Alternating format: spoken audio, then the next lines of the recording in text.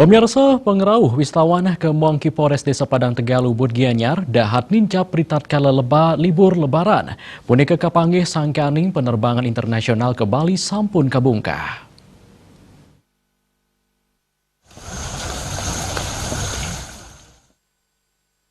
Dawa kebungkahnya nih penerbangan internasional menuju Bali, mawasana majang sektor pariwisata ring Bali.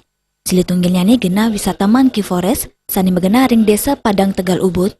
Manut General Manager Monkey Forest Inyoman Sutarjo, penincapan pengerau wisatawan ke Monkey Forest memargi kantos 3% napi malih napet lebaran, kauningin turis domestik kawentanan ipun nincap, kantos penyiwan diri arahina, tur pengerau turis mancanegara mekata ulungatus diri arahina.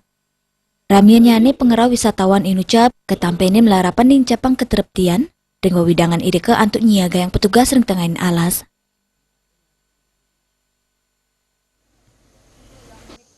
Di awal liburan lebaran ini, kunjungan untuk domestik naik signifikan sekali dari sebelumnya rata-rata 200 sampai 250 orang per hari, hingga sekarang bisa sampai 1.000 orang per hari, khusus untuk domestik. Tetapi untuk mancanegara itu kisarannya bisa sampai 600 sampai 800 orang per hari.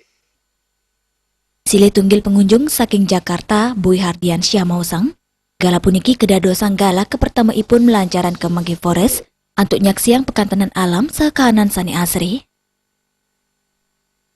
Sebelumnya pernah, tapi kita hanya ke Kute,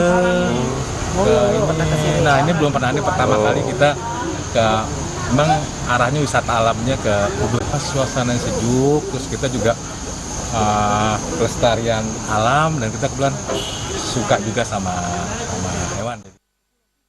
Kawentanan wahara ring Monkey Forest anut penereksan ring bulan Desember warsane lintang, wentan siu telung ngata kali dasa ukut, sani sedurungnya ne wentan pitung kelompok mangkin sampun ngelimbak dados dasa kelompok.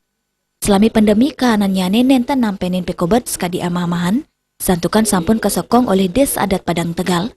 Tio sering gena wisata Monkey Forest, pewidangan Ubud tiosan taler kauningin rami kerawin wisatawan, inggian saking domestik wiadian mancanegara, tani ngawinang margini macet.